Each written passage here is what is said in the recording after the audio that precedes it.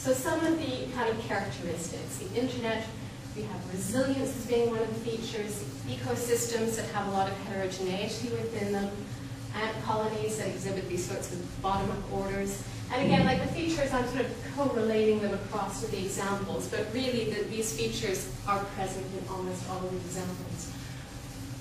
Complexity is studied in so many different types of phenomena, everything from these ant colonies to earthquakes following a power law distribution. Trying to understand what are the kind of underlying processes that are common to all of these different manifestations. I don't know how much I should go through this whole list. Are people sort of familiar with complex adaptive systems, or should I talk about them? I am more or less familiar, but the things you're saying are really interesting, so okay. please go on. Okay. I have this idea in my mind, okay, 25 minutes, how much do I speak about everything? And I could speak about these for a long time. Bernard cells, this is a very classic example when you heat a liquid from the bottom and you have turbulence patterns that are generated because of the heat differential.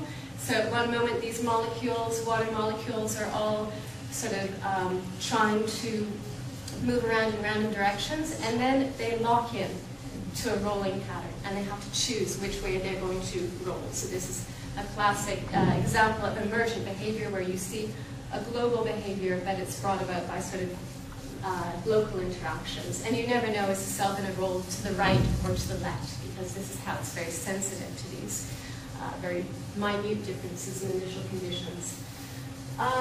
Recent analysis into stock market prices, what's really driving the markets. Many people are starting to say, well, there's really no laws, it's just a self-organizing system, and there's these cascading effects that seem to demonstrate structure to them.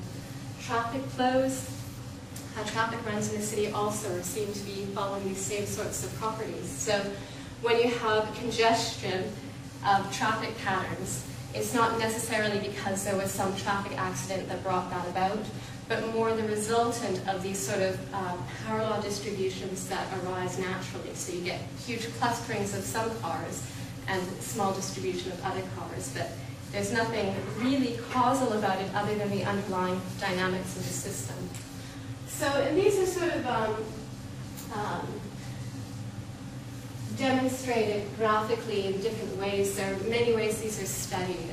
So you have small world theories which try to understand how networks organize themselves and how you can have very structured networks and very random networks, and then you can have networks that have these shortcut paths that allow a high degree of connectivity without requiring a lot of integration amongst all the paths. This also would qualify, and again, this diagram, it could be a diagram of many things. It could be a diagram of neurological processes happening in the brain. It could be a diagram of the internet. It could be a diagram of city neighborhoods. So really, regardless of the physical manifestation, the underlying principles sort of remain the same, and they are concerned with issues around connectivity, around information flow, around nodes, amongst other things. The other thing I just want to show is this 1 over F noise. This has to do with 1 over F noise is a random generation of temporal or spatial events. And it's random, but it follows statistical patterns. And those statistical patterns follow power law distributions. And scientists are finding these 1 over F noise patterns all over the place, which is, it's called pink noise. White noise is also random, but there's no correlation between any of it. So it's statistically, there's as much probability of any distribution within this. And what's interesting with this pink noise is not what it looks like statistically, but what it means is happening within the system. What it means is happening is that everything is relationally highly correlated. So if you have an effect in one area, it really cascades through the system. And so there's a lot of information content that is working through these highly correlated systems, as opposed to things operating in very random distributed ways. So maybe there's something, if we could think about cities that would be following these sort of pink noise properties, with things being highly correlated and integrated in information and capital and flows of movement of people, also sort of following these structurally highly correlated statistical properties. It would be interesting understanding how that might occur. Okay, so I think that's enough.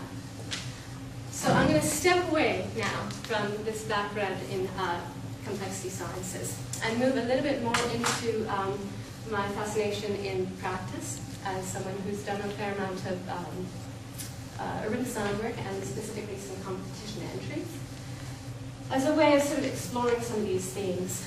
And I also want to say that these themes about trying to understand, trying to study relationships is something that's happening currently in landscape urbanist practice. So right now, landscape urbanism might be less about the construction of finished works and more about the design of processes, strategies, agencies, and scaffoldings.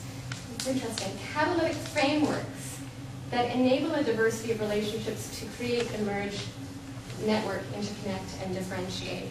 So for me, these themes in landscape urbanism are very much paralleling the language of complex adaptive systems theory, where they're interested in how can we create the sort of internal dynamics, these sort of internal systems that allow space to emerge rather than thinking that we design the form of the space, design the right pattern. And so there's recent work that's exploring this. Some of Ron Koolhaas's work. This is a competition entry for the Down Street Park competition in Canada. A couple of Canadian examples. And again, some of these practitioners are beginning to use some of this language from complexity theory to try to understand this processes and relationships. So Ron Koolhaas understands the city as a field determined by accumulations, connections, densities, transformations, and fluctuations. And these terminology is being borrowed from topology, but other writers as well in landscape urbanism are borrowing terms from complexity theory.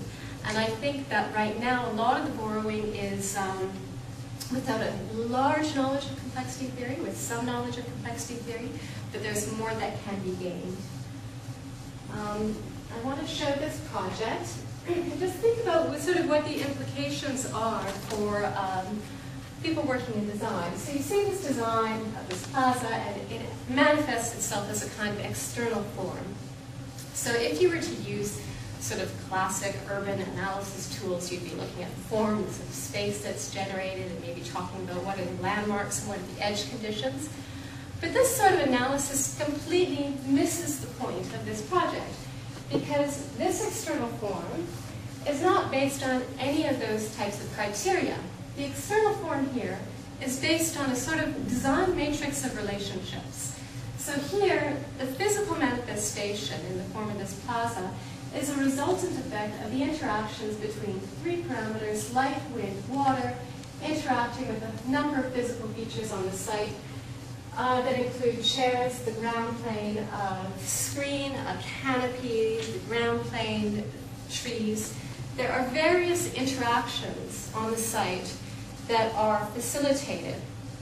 And it's through these interactions that a design, that a space emerges. So it's completely flipping from looking at the objects to looking at the relationships in design. And I think for me this is a very interesting way of thinking about design, and very much parallels the way that scientists are understanding emergent form. So this is, we know that in animals you see exhibited various types of patternings on fur. You often get stripes or blotches or spots. And what they're starting to understand is that it's not this external form that is really what needs to be analyzed. It is an internal process that generates this form. And the internal process generating these three forms is identical. It's a result of a certain sort of capacity within the biological system that then, according to when certain DNA sequences are activated, at a given moment, one activation will result in a spot. At the next moment, a block.